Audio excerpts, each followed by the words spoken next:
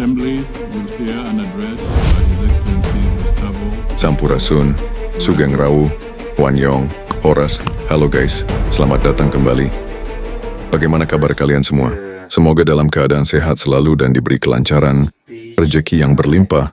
Setelah menonton review pidato ini, kita akan bahas pidato Presiden Republik Kolombia, Gustavo Petro dalam Mimbar Perserikatan Bangsa-Bangsa, PBB.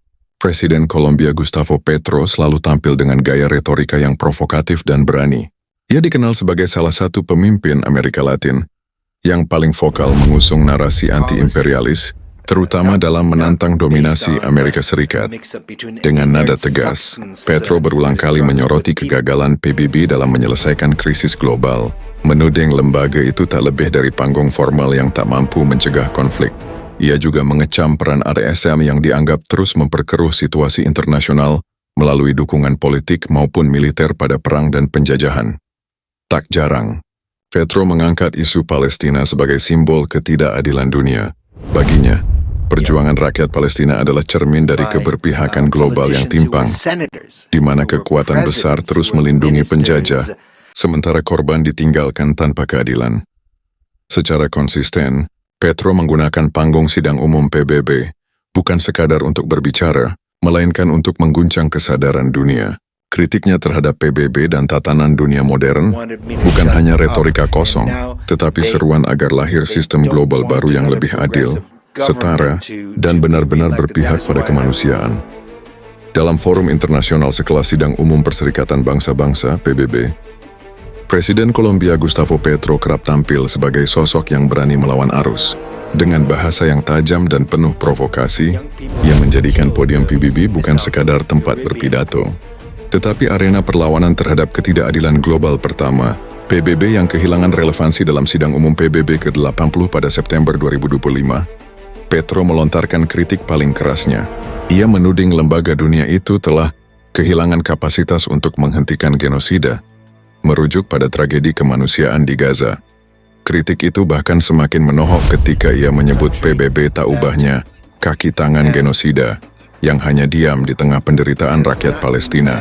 Sebagai bentuk protes politik, Petro menyerukan agar markas besar PBB dipindahkan dari New York setelah pemerintah AS mencabut visanya. Menurutnya, Washington sudah tidak lagi menghormati hukum internasional. Kedua, pembelaan lantang terhadap Palestina. Petro menjadikan isu Palestina sebagai poros utama pidatonya. Ia secara terang-terangan mengecam apa yang disebutnya genosida Israel dan menyerukan agar Palestina segera dibebaskan.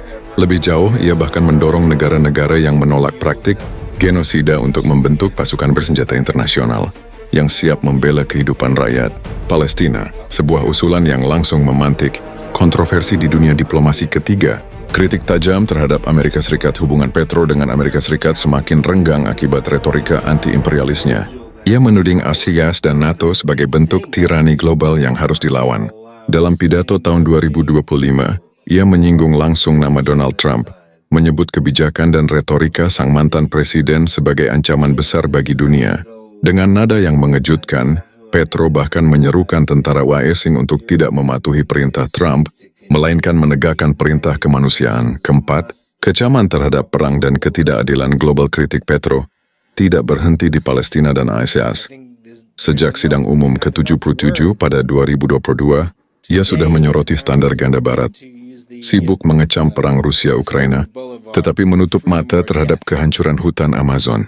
Ia juga menekankan bahwa perubahan iklim dan ketidakadilan sosial adalah buah dari kerakusan negara-negara kaya, dan menyebut perang-perang yang terus berlangsung hanyalah perang bodoh yang memperparah krisis global. Narasi Petro kerap menyebar luas di media sosial, memicu perdebatan sengit. Bagi sebagian orang, ia adalah suara lantang dari selatan global, simbol perlawanan terhadap ketidakadilan internasional. Keberanian Petro dalam menantang PBB Israel hingga Amerika Serikat menjadikannya salah satu pemimpin dunia yang paling tajam, berbeda, dan tak segan berhadapan dengan kekuatan adidaya. Sekarang silahkan menonton pidato Presiden Republik Kolombia, Gustavo Petro. Mari kita saksikan pidato lengkapnya. Check it out, guys.